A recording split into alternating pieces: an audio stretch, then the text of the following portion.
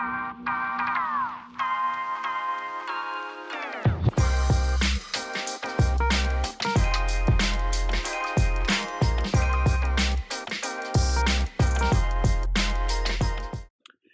right, so welcome to the Life Tradeoffs Podcast. I'm your host, Nitin, and today I have a pretty long relationship with this person. I've known this person for a long time, and it's really exciting to see the journey he's taken and how he's grown over this time. And we haven't talked in a while, but I feel like our connection is always there. We can always bring back that spark of how when you've been boys, you can always have that spark back in that connection. And I feel like we can continue to speak and have a great conversation today as well. And my friend Ryan Tong, he is here today, and he's going to discuss a few things with us regarding crypto, stocks, commodities, his own YouTube channels he's created. And I'm just excited to have you here, man. How you doing? Thank you so much, Nitin. Oh my God, like he said, man, like we haven't talked for so long, but it sparks as soon as you hit me up. Like I've known you since middle school, and I know that I am comfortable to talk to you in whatever form that I decide to. It doesn't matter because we're not strangers. We've known each other for so long, and that spark is just like that. Yeah. So thank you so much for inviting me to this podcast, and I am very excited to talk today with you. Of course, man. And like on the podcast, we usually tend to keep it a little bit professional, but right off air, like we just talk like straight, like more relaxed. And it's so interesting because when we were in middle school, we were like a little naive. We were like figuring ourselves out. Then in high school, we were a little bit more confident in our abilities, and now we're like, all right, I think I know what I kind of want to do. And you figured out a way to do well in the crypto space, especially with Bitcoin. You've been really on that for like a while now, and I'm really like excited because a lot of people are a little skeptical, and you've been there for a while. Right now, I think the price as recording this is like 36,000 something. Yeah, 36,000. Yeah, and like how long have you been in it? When did you get in? And what is keeping you in this space? So when I first heard about Bitcoin was back when it didn't even take off yet, like when people were talking about it, like, oh, Bitcoin is used to sell drugs, buy drugs, this and that. And honestly, I wish I gotten in during those times when I first heard about Bitcoin, but sadly, a lot of us didn't get in around that time and really picked up when in 2017, towards the end of 2017, when it hit 19,000, right? My first purchase of Bitcoin was in December, and I bought at a peak, and I said, man, what am I doing? It fell right after I bought. And I was like, shit, I'm going to sell this immediately. But after selling, I delved in and did a lot of research about Bitcoin and the crypto community. And I came to know why crypto took off as it did, right? But as I was doing research, price continued to go down. And that was when people started to have skepticism, doubts, and all these negative traits about Bitcoin. But I did my research and I knew exactly why Bitcoin was so necessary in our world, right? So as soon as it went down to around like 4K, 6K, I put in a lot of my money. Straight up, I put in 50% of my total assets into Bitcoin. So right now, I'm super happy with where price is at right now. Like 36K, I'm waiting until 100K. The other day you hit me up about whether or not I'm holding or I'm letting go of this. I'm not letting go, man. The only reason I would let go is to buy more when it retraces. That's it. Got you. So let's say tomorrow it hits 40, and then the week after it's dropping like 30, and you're like, okay, I'll cut even here, let it fall as much as it needs to, and then I'll reinvest in because I trust this process. Yeah, yeah. Like I actually have been thinking about the process because of the way that the price has been pumping so hard recently. I know that a major retracement is going to happen real soon, and I'm just planning that out accordingly right now. And I believe that price will hit around 45,000, right? That's where my next Fibonacci line is set up at.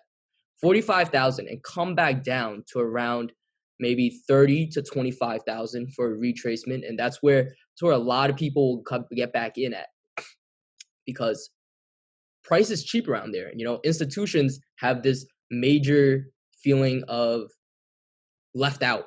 You know, when price will be down low, they're gonna pump in a lot of cash, and it might just be enough cash to bring us to 100,000 for Bitcoin.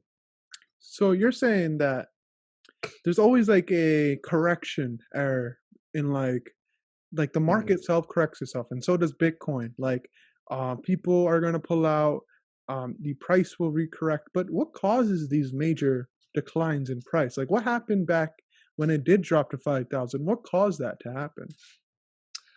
Well, you see, in my opinion, I feel like it just wasn't the right time for Bitcoin to continue on back then. You know, everything takes time for it to build. And back then, like even now, you know, Bitcoin is still in its baby stages.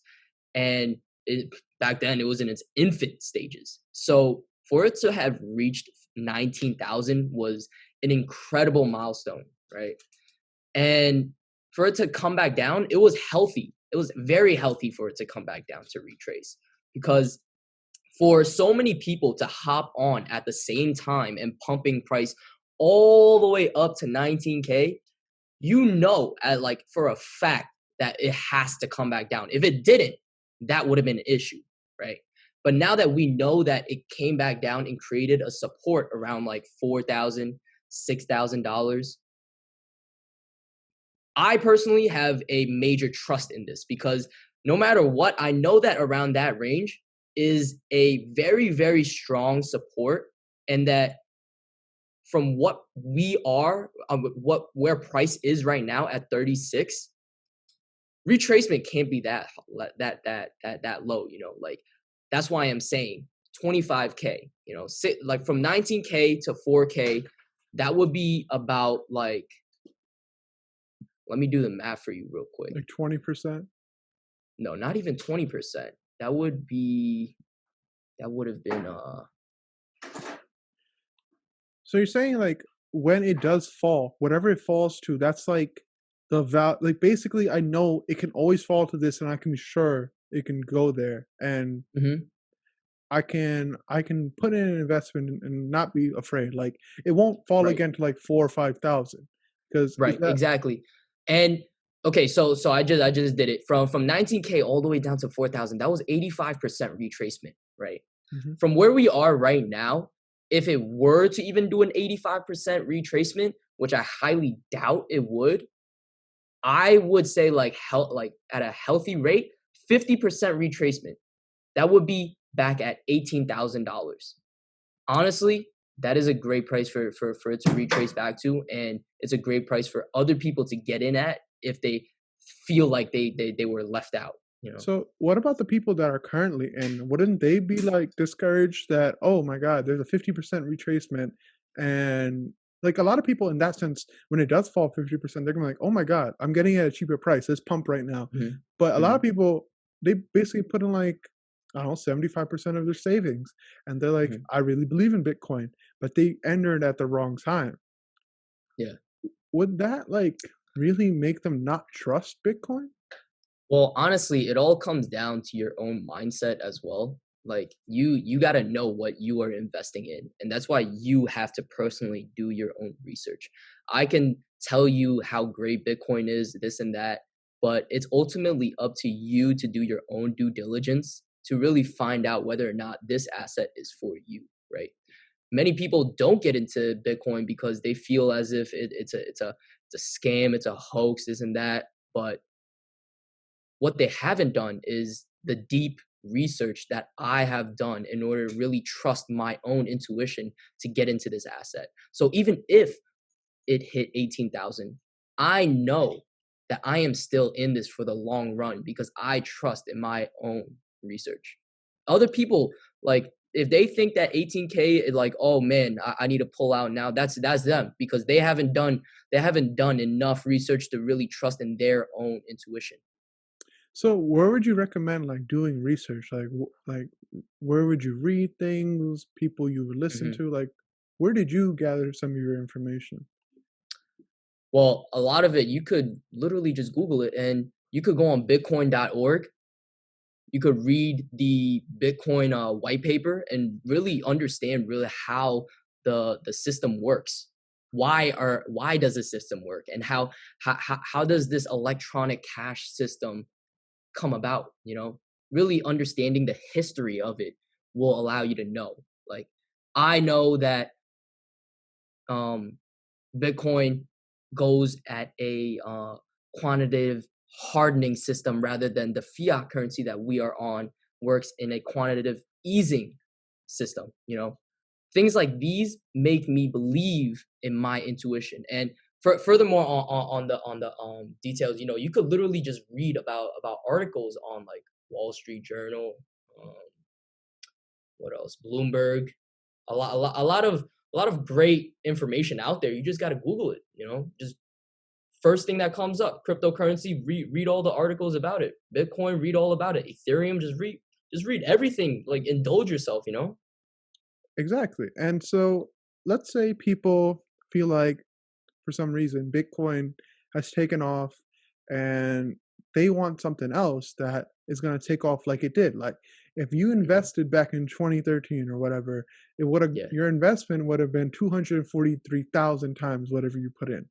And yeah, so that's crazy to think about, but people want to find the next Bitcoin. And so in your mhm. opinion, what are the next Bitcoin type of like currencies out Man, there? Like dude, it's crazy you said this, because like a couple of weeks back, I literally posted on my story. I'm like, hey, if you guys are feeling major FOMO through the pickup of Bitcoin, look into Ethereum, because Ethereum still hasn't taken off yet. And literally, as I'm speaking, Ethereum is about to touch its previous peak. When I posted, it was around like $600, $500, I believe. Now it's at $1,200. Like, you could have made 100% on your investment. Like, a lot of people actually hit me up. They're like, dude, I took your advice on Ethereum and I'm fucking making bank right now. I already took out the money. I'm about to like blow this on whatever they want. Like, yeah, because with Ethereum 2.0 is coming out as well. And the way Ethereum currently works is through the proof of work system, right? It's through miners. But they are going to be um, improving the system by moving it towards a proof of stake network. This would save a lot of money in the Ethereum network and just create a lot of worth for it to pump up. Just in plain short words, it's going to pump.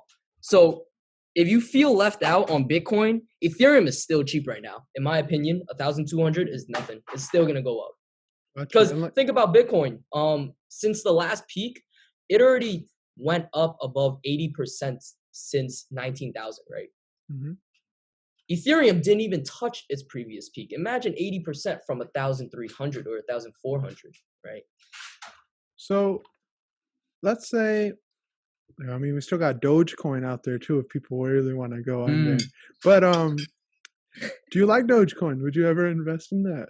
Honestly, I a lot of altcoins are great. Like they're just like penny stocks. It's all about putting in your risk, because higher risk, higher rewards. And with Dogecoin, I honestly haven't done enough research on Dogecoin to really say my own opinion, but I'm only in Bitcoin and Ethereum because of their like great foundation. With Dogecoin, I don't really know about its foundation. It could easily break, and it's even more volatile than Ethereum and Bitcoin because it's an altcoin. Altcoins are known to be super volatile. Unless you want to trade it, I wouldn't really get into it. So, is there a market for a Bitcoin and a ETH and a Doge for all to prosper, or will one reign supreme at the end of the day in like a few years or a decade?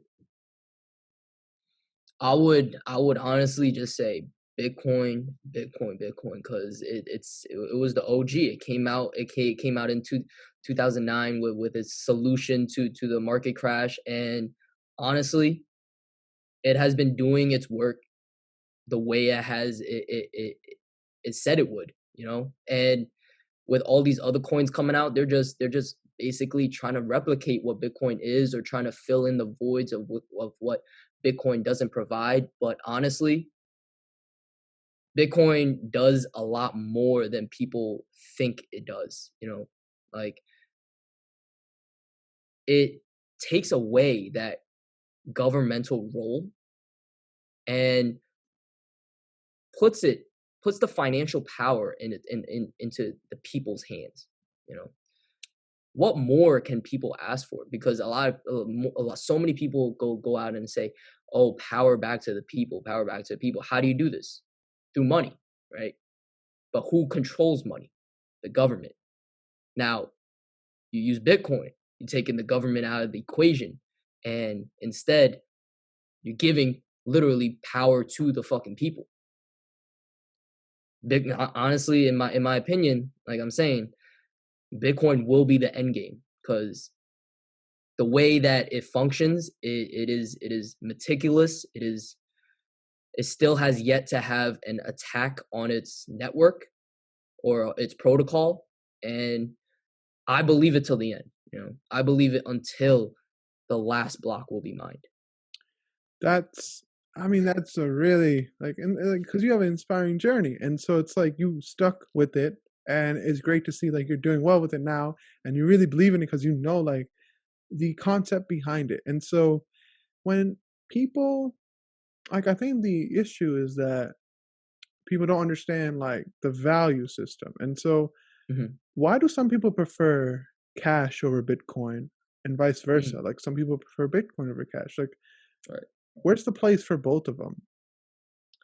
Well, there's definitely a place for both of them. Like, cash right now, you need cash to buy things, right?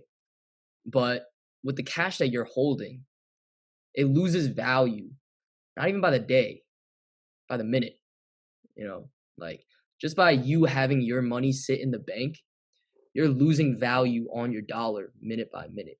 So why hold something in the bank if you're losing value on it? Why not put it into an asset? If you don't believe in Bitcoin, put it in stocks, put it into a mutual fund, put it into a Roth IRA, whatever. Make your money grow for you. Make money while you sleep. That's what I love the most. But there is a place for Bitcoin because just like the US dollar, it will be a well-known currency that can be traded for other goods in the near future. And I'm already seeing Bitcoin ATMs taken off. Like, where the fuck did that come from? I'm like, wow, people can literally go to an ATM and buy Bitcoin or even withdraw cash with their Bitcoin at these ATMs. Like, it's crazy. But what Bitcoin is really for is like I said, giving power back to the people. And what US dollar does for us is literally just buy goods. And if Bitcoin can do that in the future, what's the use of the dollar then? And that's what the government is really trying to understand. Like how can they regulate Bitcoin so that they can get some money out of it? But the whole system works without the government. So it's a question that I want to be answered. I'm still looking forward to seeing what will happen with the government and Bitcoin clash. So do you think like the government will like intervene because they're like afraid? Because okay, these stimulus checks that just came out, it's Yeah. giving you money right now. But like when you have to print more money, the money you already have and the money you're about to get is worth less virtually. Exactly. And so in a sense, you're not okay, you're getting more money, but you're not getting as much as you think you are. And so I honestly feel like what you're saying is that the government will try to intervene in this whole process and try to take back some of their power because they know how the current system of money is threatened by Bitcoin and all of these Mhm. virtual currencies that don't really put that inflation or that hyperinflation status on their currency. So, like, if you buy Bitcoin, that's how much you have, but the virtual value of it fluctuates. So, when you okay, so try. I'm trying to visualize this. So, when you bought Bitcoin like 5,000, so the value does it grow like a stock, or do you like so you have Bitcoin? So if you let's say you put $10,000, you bought let's say 2 Bitcoin. That 2 Bitcoin accumulates value. So right now it's worth 72,000. Is that the right way to approach this? Yeah. Okay. I mean, it's just the same as stocks because it runs on the market just like anything that I do. Like cryptocurrencies, commodities, stocks. They all run on the market. Either you're shorting it or you're longing it. The whole concept is just a percentage. How much percent are you making out of your investment? It doesn't matter what honestly, like you could talk about price all you want, but what I really care about is how much percent you're getting out of your investment, your ROI. Exactly. Because I try to tell my parents this too. I'm like, you're focusing on like how many shares you're getting or how many things you're getting, but focus on how much money you put in and what's the percentage you make on that money. If you make 50% of your investment, who cares if you put like 5,000 because you got 2,500 back? Who's willing to give you half of your investment back? Yeah. That's the things you should think about. And not like, oh, I bought 10 shares of this stock and the stock went up 50%. I only have 10 shares. What am I going to do to buy it? You just missed an opportunity there. When Tesla was $70, that maybe might be a hindrance to some people because people think it might be overvalued. And especially now with it being almost $770, almost what? If you compare it from then to now, it's with the stock split, it's gone up almost 7 times. Yeah. And people need to realize as well, like you said, ROI, what your return on investment is. So with the advent of Robinhood and all of these apps that you can trade stocks with and do options with, is it really like making the market more volatile because people really don't know what they're doing? They're trying to find a passive income because Hmm. they're really uncertain with the times right now. So what are your Hmm. feelings on those apps that people are So starting to use? there's a huge difference between retail traders and commercial traders, right? Retail traders are the ones on Webull, Robinhood, or even myself. We our take on the market is so minimal. It kind of doesn't even matter. So they can hop on as much as they want. All they're doing is giving their money away to the commercial traders. Commercial traders are the banks, the mutual fund. I mean, the hedge funds. These people control the markets. They have the money to put it into the market. No matter what the retail trader does, no matter how many there are, it does not equate to the commercial traders. So it really don't matter like these new traders coming in. They're just gonna get their money taken if they don't know what they're doing.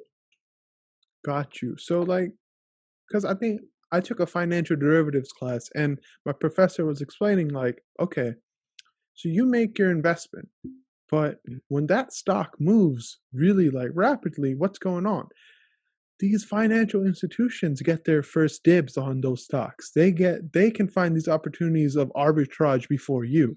And because if you do find one, call me because it's rare that ever happens. And so they're the ones who control this market, as you said. With money, the more you have, the more power you have in this space. And so your $10,000 might be a lot to you, but in retrospect, when a company or that stock has a volume of over a billion, it's not going to really matter.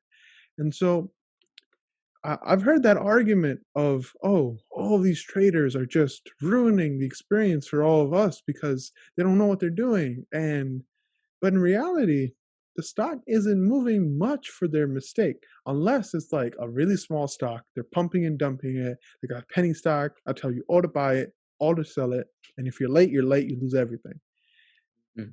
So for you do commodities and you do crypto like we know, but how would you get into that space of like commodities and crypto? Like, how do you dive in? Well, And I opened the Forex. door. Well, I opened the door for myself, but before that, I met this guy named Dimitri. His Instagram is at the Goldfather.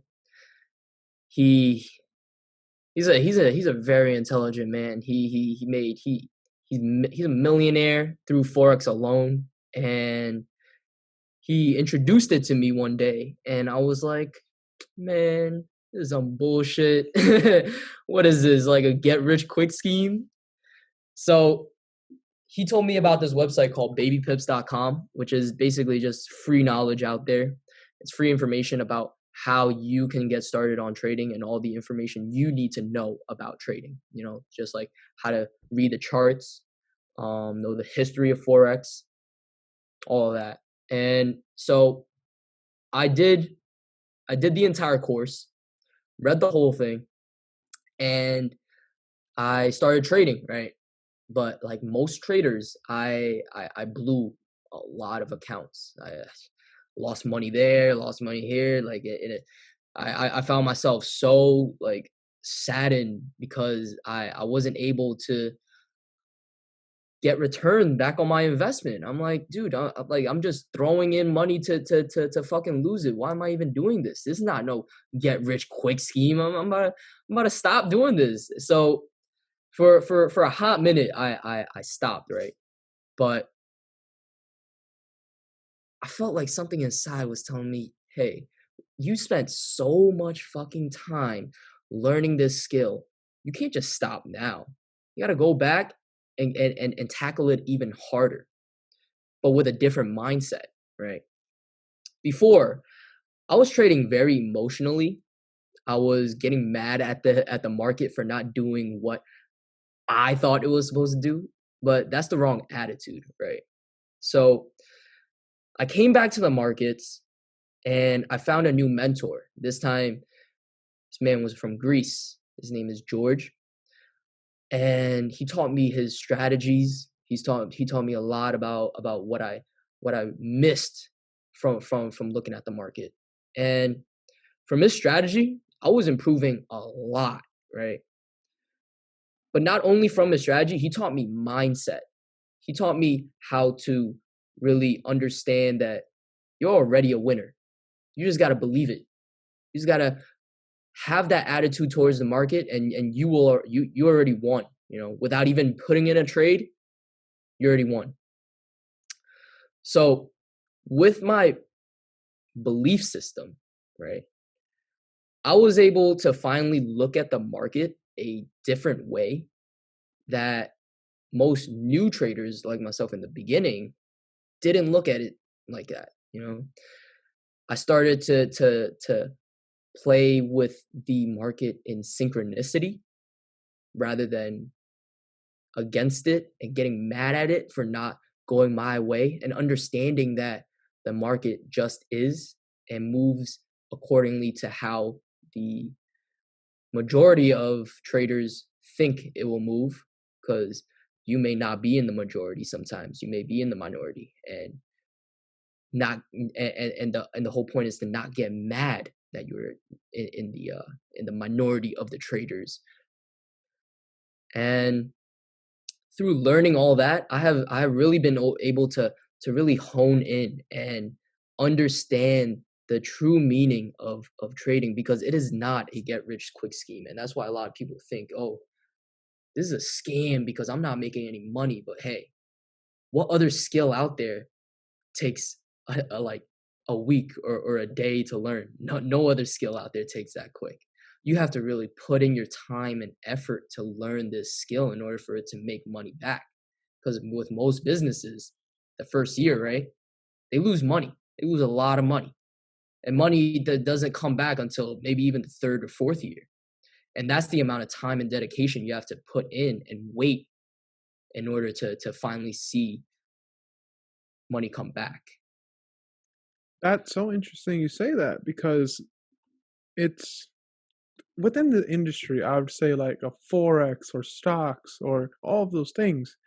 You have these gurus that really like claim, and I think that's where the stigma comes from of getting rich quick, is that, oh, you can get rich quick overnight or in a week or this fast. Especially now with all these circumstances of people trying to make money because of how much they've lost. You have to realize that there's always something wrong in a picture, and you have to realize that when you do look at it, that is this person credible? Is this person, what they're saying is correct? Because obviously they can teach you things, and to you it would be very valuable, but you're a beginner. Obviously the things they tell you might be useful to you, but it might not be enough or enough experience for you to realize what's going on.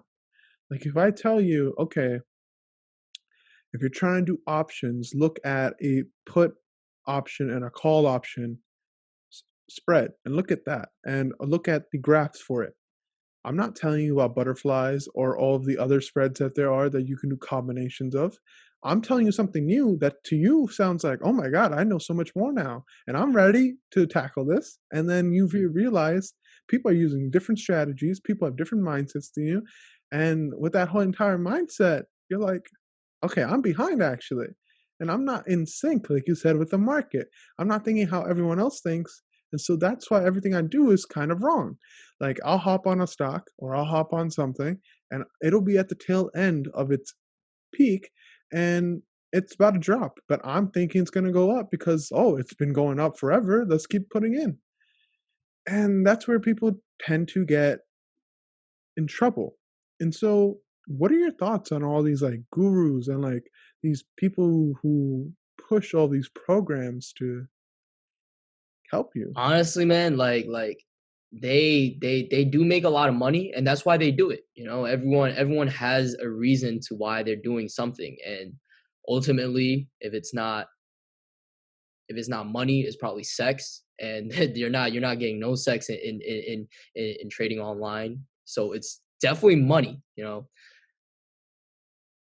since they're getting money out of you for because a lot of people out here believe the small like the best story they can be told, like, oh, you can definitely make this amount of money that I made overnight, or just the next week you'll see $100,000 in your account. With any poor person with a low mindset would definitely believe it and say, hey, let me jump in and try this and pay this guru my money.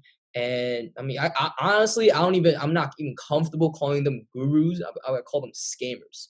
Straight up, they're scammers, because they're here just to take your money without giving you any valuable resource back. You got to really do your research and find a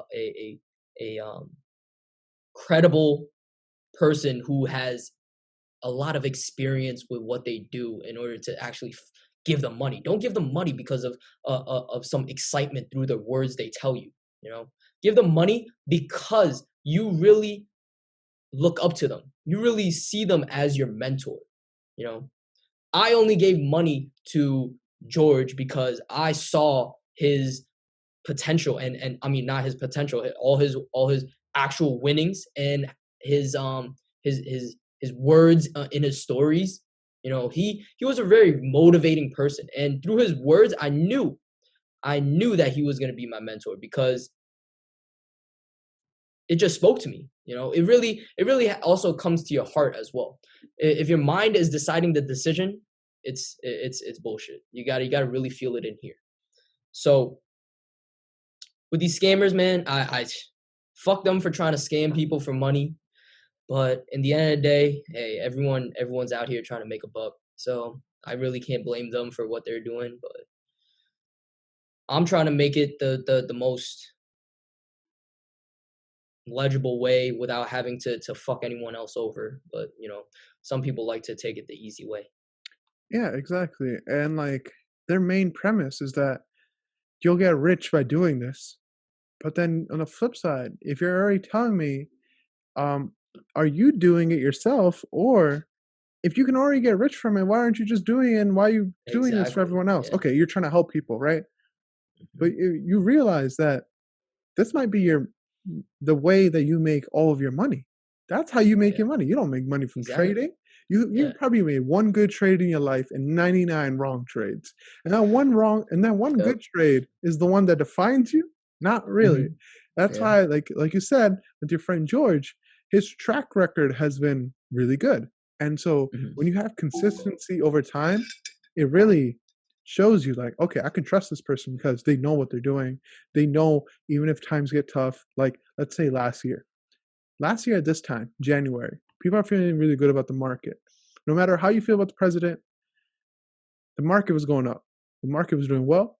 And then February, March, what happened? Everything spikes. Everything goes down. And there's two sides to that story. People think, oh my God, I just lost all of my investments. Is this 2008 again? And other people are like, no, I'm doubling down. I'm investing because everything's going to go back up to where it was and farther. And what happened? Everything went up.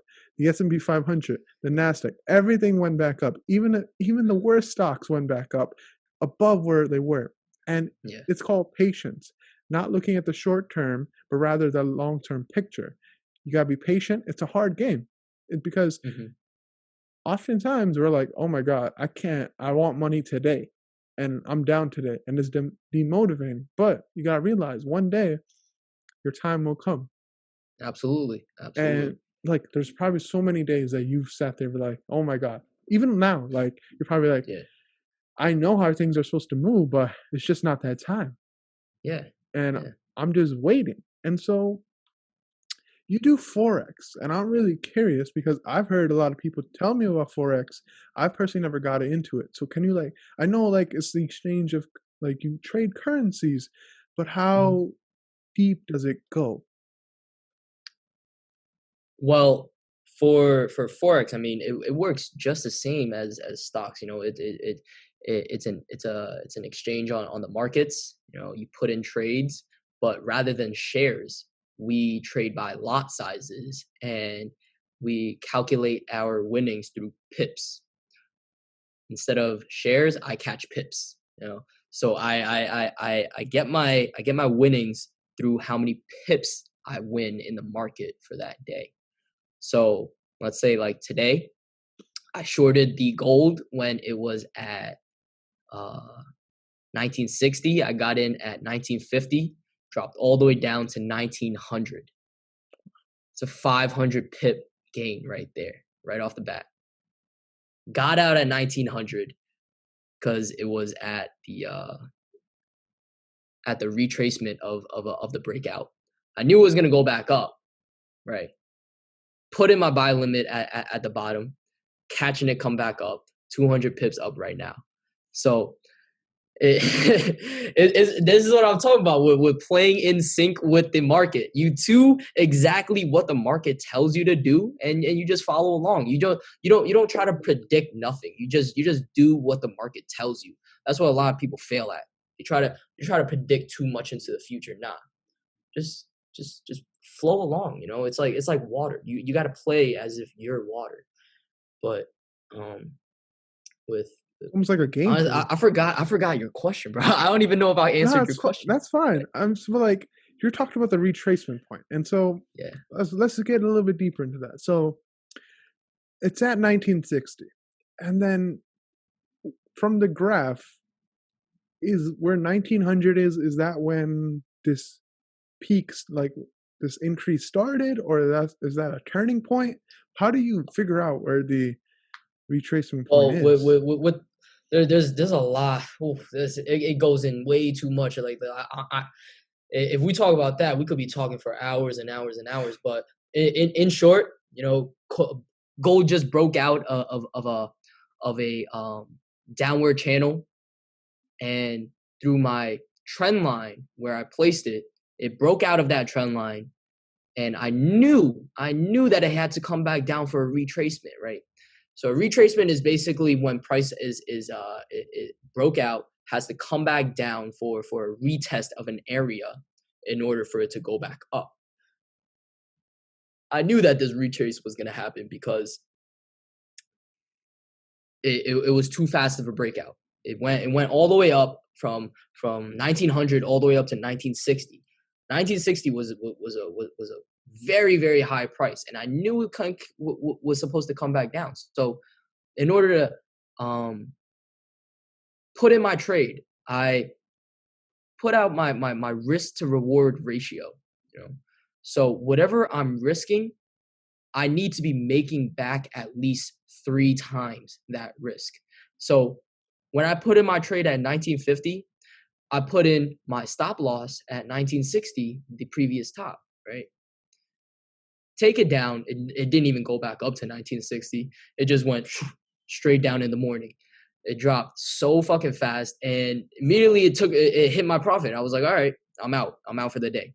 But I was like, nah, actually, I predicted that this was going to happen in the beginning of the week. I said it was going to come back down, and I had to put in a buy limit at 1900. So I did exactly that, and it triggered my buy limit. So now I'm, selling and buying. I'm not attached to one trade. A lot of new traders, they marry their trades as if like, oh, this is the only trade I'm going to make in my life. Nah, you got to move on, right? You got to know when to sell and know when to buy. And these are the areas where you really have to learn just through studying the markets.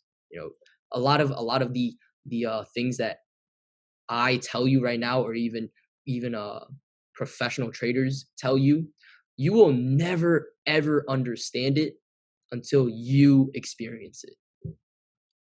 Exactly. Like, you have to be in those shoes. And so for the people listening in the future, this is January 6th, 2021. So if you want to go back and look how this day played out and what he did, that's how you can look backwards at it. So yesterday, there was the runoff in Georgia, and both of the Democrat senators won. And so that caused the weed stocks to literally jump 20-25%, all of them. What are your predictions? What's gonna go on? Is it going to continue to go back up to the original prices in 2017, where we saw ACB Aurora at around 120, and right now it's down to 10? What do you think is gonna happen? Is it just gonna? Well, regulations have a huge role in prices, definitely. And with this huge win for the Democratic side, I definitely believe that there's a lot of potential for Aurora and all these other stocks to take off even more. But I don't do stocks, so honestly I wouldn't know what to tell you on that. But in terms of regulations and the impact they have on prices, is a major impact. And if you are able to get in on it as soon as possible, you'll make a lot of money. But I don't know as of right now if it's going to keep on continuing. But if like I said, you got to do your own research in the end of the day. I'm not your financial advisor. I'm just here talking to my friend Nitin. Exactly. So if you think Aurora is gonna keep on going up, definitely get into it, because this regulation. I mean, these these news forecasts, they play a huge role. And if you believe in these prices increases through news, definitely get in. So I think there's like 2 ways of like approaching that situation. It's like, just briefly, like, oh, I'm just going to invest right after the news because it'll break out, and it'll break out a huge amount. And then I'll just leave because everyone's going to dump it because some people want the short-term profit. But like, the overall picture should be that it's going up, even though it does have those Oh yeah. peaks and troughs, right? Yeah. So overall, it should be going up as for the market.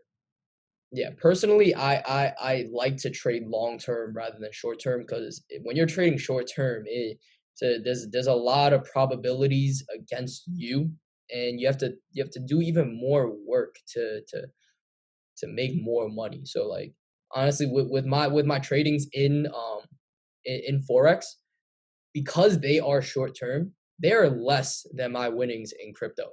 Because in crypto, I am holding for long term. You know, you really you really have to think about your own position on the market and decide for yourself whether or not you're a short term trader or a long term trader, because everyone's different. But personally, for me, I'm a long term trader and would say that through this news, I would have held for a long term. Because price for wheat stocks right now are dirt cheap compared to previous top. When this released, I would have just bought it and held it. That's Got you. And I think people, I mean, hopefully when this drops in a month, we look back, the prices right now are at 10. And mhm. if you do get in at 10, it could be at 20 right now. And you could realize that whatever you put in, your investment just doubled. Yeah. And that's not unrealistic. And so here's the interesting thing, that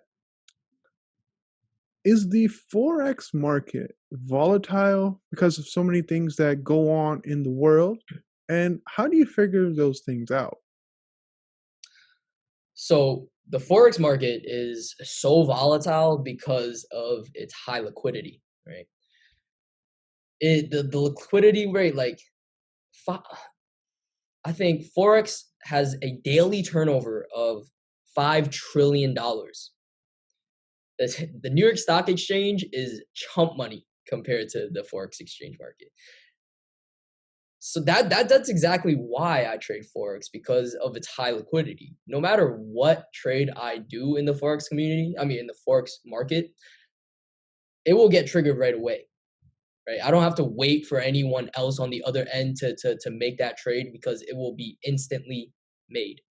Like with stocks, I don't know if you do it, but when you make a trade in the stock market, you sometimes have to wait like a couple minutes for it to be executed, because you always have to wait for someone else on the other end of that trade to confirm or complete your trade, right? Yeah.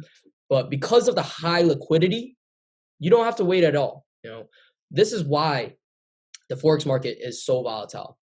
Way more people trade it, a lot more money goes through it, and with such high volatility comes with a lot of risk.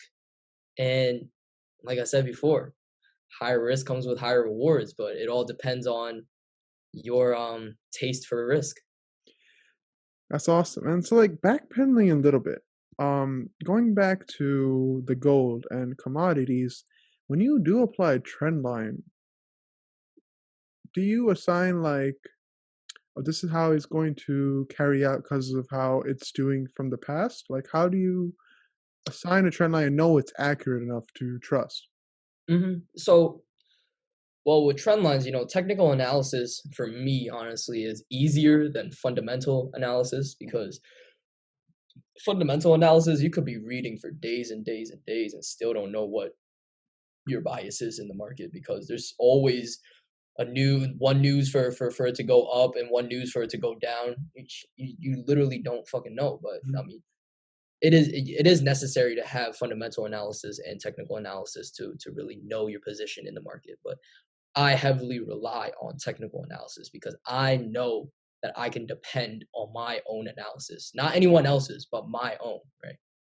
So with trend lines, I literally just put from the starting point at the wick and line it up at the next wick. And if it keeps on going and going, that trend line is valid until it breaks through. You know, it's harder to really say it than to just do it in front of you. But I'm trying to explain it as best as Oh, possible. definitely. I realize. And so, like, it's like back to that long term picture analysis that in the short term, a stock might be really volatile. But overall, if you look at the picture, it might be a straight line. It might be a curve. It might have a different like distribution that if you don't zoom out sometimes, just look at how it's actually behaving, and it could behave in the future. you'll never understand what's actually going on. And so that's another like key characteristic that you have to understand when you do any types of these trades, that Mhm. behavior and how things interact with the surroundings are very important. Like you have to know, okay, there's a dip in this, I don't know, like commodity or stock. Why did that happen? Will that happen again? And it does happen. What do I do in that situation? Because if there's an opportunity that I know something's going to happen and it might dip, well, I'm going to pull out and come back in when that does dip because I Mhm. see that gap there. Um, and so identifying key characteristics, that's why being a long-term investor is so important, because you can, that's like your child, like you know how that thing is going to behave. And so that's why like Warren Buffett is like the king of investment, because he knows I only look at the long-term picture because I'm not a short-term investor. I know what's going to happen because I believe in the long-term game. And so this process is really like time consuming, it's really rewarding, but it's really tiring as well. And so how do you like relax from like after a long days of like work? Well, honestly, it's not that long at all, because the market opens up for me because New York Stock Exchange opens up at 8 a.m., right? And that's when the forex market takes off and creates a lot of volatility, a lot of volume. So my regular workday would be from between 7 a.m. to 12 p.m. That's basically it. And after that, I'll just casually monitor the market, but not as frequently as I would from my work time. So it sounds like it's very hectic, but it's only as hectic as you make it seem like. For me, I usually do yoga in the morning, meditate to keep that calm, peaceful mind when I trade, so that I'm not really trading with a lot of emotions, a lot of other things in my head. I like to go in with a clear mind. So when I trade, it's not busy at all. It's not hectic at all. I don't get tired from it. I enjoy doing it, and hopefully, whatever you're doing in life, you should enjoy what you're doing. Because why else would you do it? Exactly. And I've known you for like almost a decade, and that's crazy, but like the progression you've taken of how mature you've gotten, the mindset of how much you've changed, it's like it's really encouraging, and I'm really happy for you in that respect, because Thank a lot you. of people never find like that meaning in life or that balance of money and like Mhm, patience, right? And so like mhm. people like, oh, money, money, money, or some people are like, oh, I'll make enough money so I can just get by. You're like, I'll do both. I'll make money and I'll be happy. And so Yeah. I'm really happy for you in that respect. And what you've done is that you've also trying to give back to the community by creating a YouTube channel Mhm. where you say study with me sessions. So it's a chill, you do work, it keeps you accountable, and it keeps the person like in the same vibe as well. So what was the Yeah. intention behind it, and what's the whole purpose of the channel? Well, before I started the channel, I felt like very unmotivated to work on my schoolwork at home. And since I felt this way, I knew that a lot of my friends or peers from college definitely felt the same. Being alone at home without anyone else there, like it. Truthfully, it is just very unmotivating. So I came across these study with me videos on YouTube, and I tried it out one day, and I was like, huh, it really worked, because it really felt like I had a study partner right there holding me accountable for what I'm doing, because they also set up a timer for me to have my on sessions and my break sessions. So because it was so effective for me, I was like, I'm gonna do the same thing. I'm gonna just do it because I want to keep track of my own progress. At the same time, give back and allow other people to use my videos to create more productivity. You know, my whole concept is to maximize productivity, because through the Pomodoro method that I use in my videos, it is meant for you to get the most work done within the on sessions. For my first video, I did 25 minutes. For my second video, I did 45 minutes. But what it's meant to do is so that you could get the most amount done during those sessions, and then give your brain a little bit of a break, short time, not that long, but for it to rest so that you can jump right back into it and give it just the same amount of effort that you did in the first session. Because a lot of times when people study for too long, they don't retain the information that they read. So giving that break in between, it allows your mind to have a steady, calm session coming up. Got you. And so inspiration is so important nowadays too, because you can get inspired by anything. And so it's great to see how you're giving back in that regard. And so I feel like what happens when you study for a long period of time, not the Pomodoro, but rather 2-3 hours straight, is that you end up doing less work than you anticipate. You get tired. Yeah. You end up taking a longer break afterwards. And not to mention, throughout the session, you just don't feel as much energized. And so breaking it up into chunks also makes it a little bit fun. You're like, okay, I'll do the work, but then I'm also anticipating that small break. I can do a little 5-10 minute thing and then come back and I'm ready to get back into the mood. And so the constant, going back and forward really helps you, rather than, oh my God, I got to work for 2-3 hours now. Come on. Exactly. I really don't it's fucking it's dreadful to really look at time for that long. And that's why you break it up into sessions so that you can look forward to possibly a reward after that session, which is the break. And having a reward system in your mind, it just makes you more productive in general, and that's what I really wanted for this account.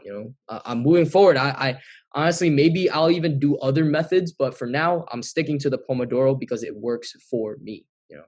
It like I said before, I did this because I really wanted to see my own progress, my own record on video. So whenever I edit my videos, I'm like, wow, that's my past me learning something. And what I'm doing right now is learning JavaScript so that I could potentially become a blockchain developer in the future.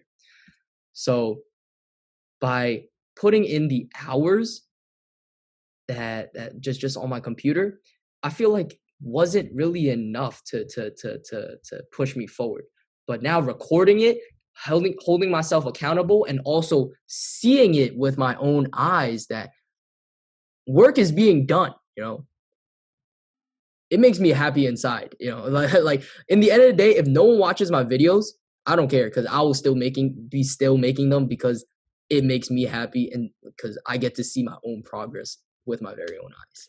That's so crazy you say that, because right now, I'm making this podcast and, I'm not doing it for all right, I do want to spread information to people, but I'm meeting you. And who knew we would be on a video call today, or in the future. This allows me to catch up with people that I usually probably wouldn't have. And so it helps me catch up. It lets me learn things about you, and I mean, it helps me as well. And so if anyone, I honestly feel like if you can help one person, I think you've done a great deed in the world. Exactly. Yeah. And I honestly feel like you've already done that. You inspired me to do more work, and I know you're gonna inspire many more people in the future as well. And so when you do make these videos, are you also watching one as well, or is it just No, actually, I because in my JavaScript learning, I have to watch an instructor teach me. So I can't really have anything on in the background, or else it just distracts me. So I don't have anything on, actually. So it's kind of funny that you say that. No, I don't. That'd be almost like that Inception thing, but that's funny. But like, so that's really interesting that you created this. And so, do you feel like when you turn on that camera, you have a strong work ethic, but like some days, sometimes we just don't feel as motivated, right? And so we're Absolutely, like, that's okay, everyone. we're like, we really don't, I don't really don't want to do this, but like I have to. Hmm. But when you turn on that camera, or like right now we're recording, Hmm. it almost keeps you in check that I have to act straight because this is going out to the public. Obviously, we don't really care about what happens, but we also want to put out a good image, right? As well. And we Yeah. want to be like, okay, this is me and I want to portray myself as best as possible. So like, do you feel like when you turn on that camera, it keeps you like accountable? Absolutely, absolutely. And for me, before I even started doing this, I was very, very like I was terrible at keeping myself accountable. I would procrastinate a lot, and I needed something to hold myself accountable with. And for me, it didn't even need to be another person to hold me accountable, right? All it needed was just a camera to really motivate me to do the work. But honestly, at this point, it's also your own personal why. Why are you doing it? If it's for the video, then you might as well just edit videos all day long. It's not really your why. So accountability is one thing, but also knowing your why is another thing. So I'm doing this because I love crypto and I want to really be a voice or a name to be known in the crypto community. So that's my why. I love doing this and it makes me happy. That is my why. Got you. And so you've started to make these videos of study with me, and they're gradually getting longer in length. They're differing in the type of style, and you've already mentioned like they're going to differ in different techniques. And so, will you make like instructional videos of how I got into trading or techniques I've learned and small videos like that, like tips, or will it be strictly like Mhm. study with me and studying techniques? I'm still really thinking about that, and I'm trying to really understand in my head right now where it's going, because my channel it literally started like 3 weeks ago. It hasn't even been that long. But yeah, I definitely I do want to come out with those videos to really like give more information back to the people. But currently I am doing this because I really want to have something to motivate me during the school session when the semester comes back again. So with my free time right now, I just want to push out as many videos as I can, so that during the semester I don't really have to worry about keeping that consistent flow. But even though I will be posting, I won't be so harsh on myself on having or needing to post, because I will already have videos to watch during my study sessions. I will literally have myself as my study partner. But Got you. moving forward, yeah, I'll definitely have some videos out to teach other people. Would you watch like one of your own videos when you're studying? Hell yeah. Oh, That's okay. the whole reason why I did it, because I wanted to have like great um slow music to listen to while doing work. Like my my videos consist of very minimal lo-fi, but some lo-fi in there. Low BPMs, so that you can stay concentrated in your work and stay concentrated on the task at hand. So a lot of these other videos, they're like no music, just like background noise. And honestly, I don't do well with background noise. If there's background noise, I might as well just hear no noise. So I made sure to add music in so that I can personally benefit from it. Yeah, and like, that calm scenario and scene is what you typically need to like do well. Like you want to be relaxed and make informed decisions and maybe little vibe out. And so you mentioned how you're learning Java to potentially do something in blockchain, but you also go to school. And so is it possible, or what are your plans on combining Forex and a job? Like, what do you want to do in the future? Do you want to do Forex for the rest of your life as a job, or do have a separate job and do this as well? Well, honestly, like people think that all all you could really do is one thing in your life. No, that's not true. You could do so many things in your life. You can take on many projects, fucking own a lot of businesses, and that's what I'm doing. Forex is not my only thing. I have a lot of other interests as well, and nothing's holding me back from jumping into those interests as well. I have a very deep love for Forex. It has really taught me to understand who I am today. But I want to learn something new. I want to make more money. Forex is definitely a skill that will make money for the rest of my life. But what I need more things to keep my mind intact, because just Forex alone is not enough for me. I like to just pick up random things and just master it and be the best at it, because why not? I like to prove to myself that I can do something. Yeah, it's so interesting because like when you start something, it's so hard, and you're like, I'm never going to be able to master it. And then once you get it, it's like it's so easy that you sometimes overlook it. You're like, where's the next hard thing that I can tackle? And it's like maybe it has even more opportunity than I do currently, but I have to put in the time. It might be hard Yeah. at the beginning, but I know the Yeah. type of person I am. I'm willing to do this. And so, do you see yourself in the future, like investing in like real estate and like building Oh, properties? definitely. I mean, honestly, like currently, I'm already thinking about what I'm going to do with my profits that I'm making through crypto, and like realistically, like it's enough to buy a whole house. So why not buy a house and sell it? Like that, I could really get into real estate very soon, and that's going to be a potential next move. So it's not even like in far in the future. It's going to be very soon.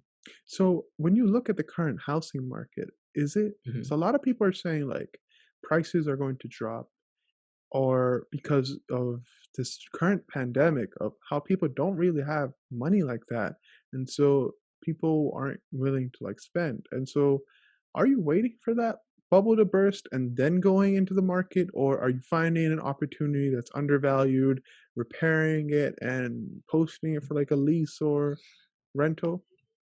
Well, honestly, waiting for an opportunity is something that is it's not really on my mind, because if I see something that I like, I'm gonna just take it.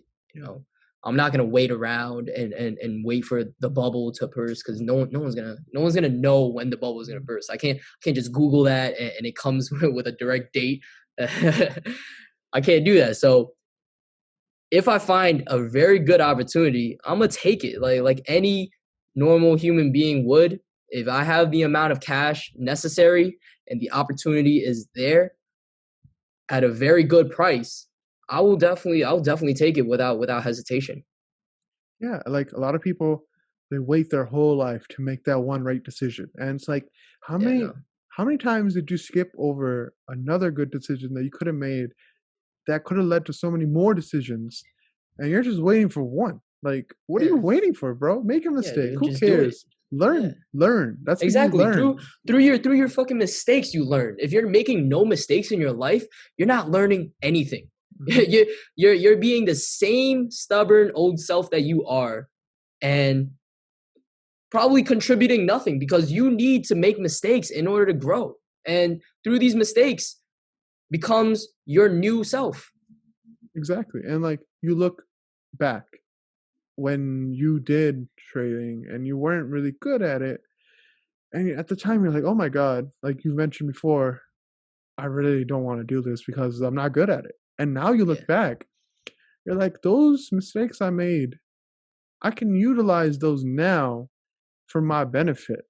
And Yeah. sometimes you got to take a lot of blows at once to Mhm. realize what those actually are good for. And so the moment you're really discouraged, even now, like whoever's listening to this right now, whatever you're going through, you're obviously not going to be in that state of darkness or not doing well in whatever you're doing, because as long as you keep putting in the work, you keep on learning and progressing, you're going to get to where you want to be. It's only a matter of time, and time is your best friend. As long as you respect it, you will get to where you want to be. And Definitely. And consistency is key. No matter what you're doing, as long as you're keeping consistency in what you are doing, you will get better at it no matter what. Like you doing this podcast, right? Definitely during the first day, it was hard as hell. It was probably very even difficult to even get yourself up to that mic to even talk to the first person that you were interviewing, right? Oh, but man. Through each time, you're progressing to become better and better through each video that you make, right? 100%. Just like me through Forex. As long as you keep that consistency in and do what you say instead of just sitting back and thinking about it, it'll become something in the future. It will definitely become something. Exactly. And this is like about like the fifth or sixth podcast, because this was originally a 2-man podcast. And so obviously you see how there's only me. And so what happened is that initially I had a person that I was going to do it with, and we recorded 2 full videos. And what happened is that right now I use Zoom, and then we use Google Meet, and the audio wasn't too good. And so that discouraged him, because he's like, oh, we can't agree on a simple situation. I'm going to pull out. Regardless of whatever his current situation is in his life, he said, I'm going to pull out. That's fine. For someone else, when you lose a business partner that you kind of rely on, it might dismotivate you to like do anything. You're like, I relied on him, and instead I use it as like motivation. I'm like, oh shit, this is on me now? All right, then I'll take it. I'll do it by myself. And I'll do exactly what I was going to tell you. I'll do it myself. And I'll do it faster than you were going to do it. So I'll save myself time, and I'll save you time. And so I took that as inspiration. So every downfall you have, take that as a way of motivating you. So the first podcast that I recorded with a guest, I was really nervous. And you could see with the first 15 minutes, I was really nervous, even though it was one of my best friends. I talked to her every day. I was kind of nervous for some reason, because you're just unsure, and uncertainty provides clouds in your minds, and you're not certain of what's going to happen.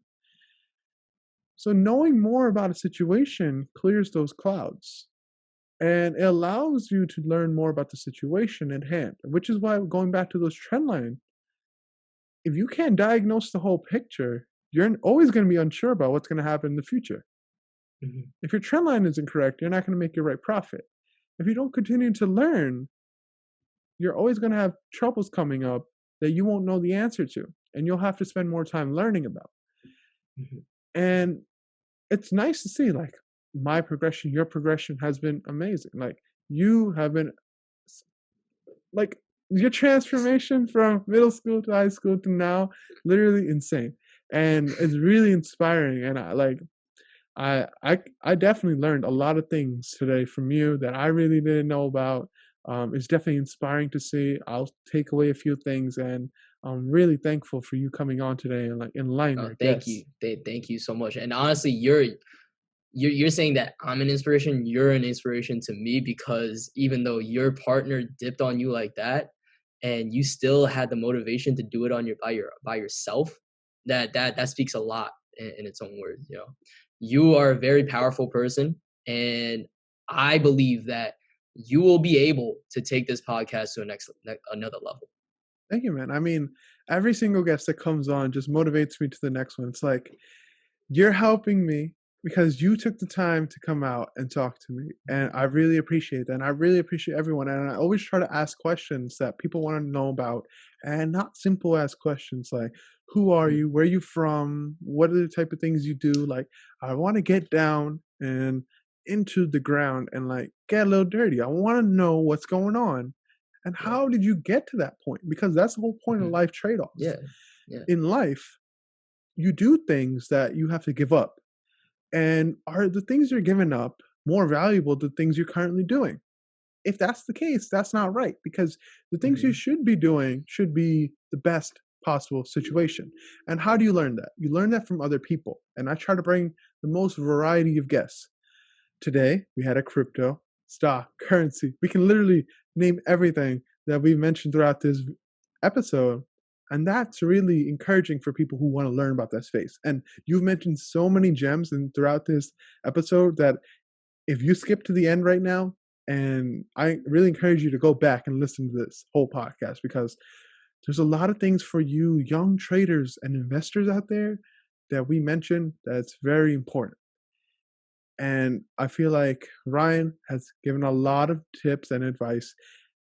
And hopefully we see you again on this podcast, Oh, because definitely, definitely. Hopefully, I mean, I'm gonna be learning every single day, you know. So if I come back to this podcast, I'm gonna be sharing something new that I've learned, more mistakes that I've made, and how I overcame those mistakes. So I hope that you invite me back, man. oh yeah, definitely, because I honestly want you to come back and say, "See, I told you so about Bitcoin. See, I told you so about that."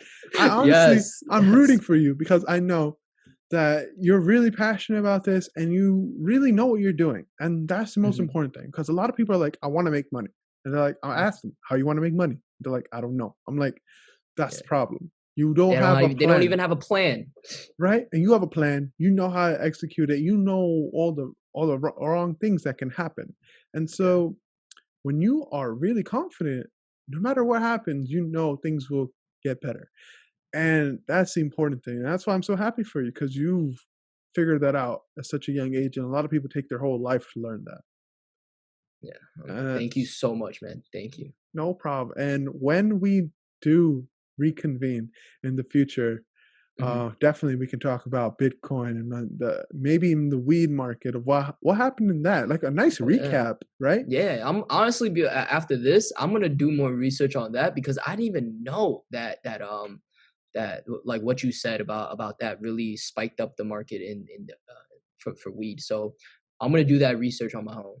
Yeah, Definitely. definitely. Because what's going on is that Trump signed a legislation back in 2017 that caused the Hmm. weed price to drop from Yeah, $120 to 10 or 5 or even lower than that. Some people got yeah, in at $2. And due to that, weed is a federal crime. So it's a yeah, felony, but in states it's legal. So if I buy it yeah, in New Jersey and I come to New York, I can get arrested for that at a federal level. yeah. That's the issue. A lot of people aren't willing to take that risk. Like right now, weed is a cash business. It With is. a Democratic supermajority, that allows them to pass weed at a federal level, especially when New York, Andrew Cuomo today tweeted that he will pass marijuana legislation this year and legalize weed in New York. Hmm. If New York can do that, and Kamala Harris is for it, and Joe Biden is willing to lower the sentences and schedule ratings of the sentences for weed, that are all signs that are encouraging for the weed industry, especially at a price point of a $10 to $11. Oh yeah, definitely, definitely. When you see with regulations a price of 120, imagine prices without regulation, without like federal like repercussions. That I know that this could be the next cigarette industry, alcohol, Hmm. even how bad it might be for the people. Hmm. I mean, We're no, just it's doing not bad. It's not bad for the people. Honestly, it's liberating the people because it's letting people who got arrested for these charges in the past have an actual life now and allowing for it to be used without anyone discriminating against you, right? There's no bad, honestly, there's nothing bad about it. Personally, I don't smoke anymore, but it's very liberating just knowing that these things will happen very soon. oh definitely, because look at the amount of people in jail right now. People are Yeah. set serving like 2 to 3 decades in jail for like an ounce or gram of weed. Like that is not the right thing to do. No. You have 400,000 plus people going to jail every year, and that's more than people with actual like hard drugs and doing those type of things. And it's just really encouraging to see. Though some people might not like the smell, they might not like the drug, people do other types of things. And I feel like within regulation, this is, I think, a nice niche market that you can get into right now in a Yeah. whole long term, because with all the signs, you have 2 years of a super maturity, Definitely. and Yeah. they can get a lot of things done. But Mm-hmm. I think that if that's a nice gem to end on, hopefully it works out. We Yeah. are not your financial advisors, obviously, but we can do No. a nice recommendation for you, do some research, get into that space. But thank you once again, Ryan. Any parting words for our listeners? So if you really want to become a trader, definitely do your research, but also know that it's not about predicting prices. It's about having the right mindset. You have to believe in yourself before even doing anything. If you don't believe in yourself, who will believe in you? That's it. Absolutely. Because at the end of the day, when you're doing those trades, you're with yourself, and you have to be content with the decisions you make. You might make a bad decision. That's normal. That's life, whatever. You learn from it. You get past, no matter how big the mistake, that doesn't define you. And it's really encouraging to see. I'm really happy for you, dude. And we're definitely going to have you back on, and we're going to recap this whole situation later into the year. Yes. But definitely, maybe we can have you as a recurring guest that you can just drop tips on crypto and Bitcoin and all these things. Yeah. And we can just keep predicting and see what's going on, and it'll help you. It'll be like, Mm-hmm. it'll maybe even keep you even more accountable. Like, oh my God, Yeah. I have to be Yeah. even more right. I have to be more accurate on Mm-hmm. my predictions. But I really appreciate you coming in today. And that's the end of this podcast, the Life Tradeoffs Podcast with Ryan Tong. And I hope you guys have a great rest of your day. Peace out. Peace.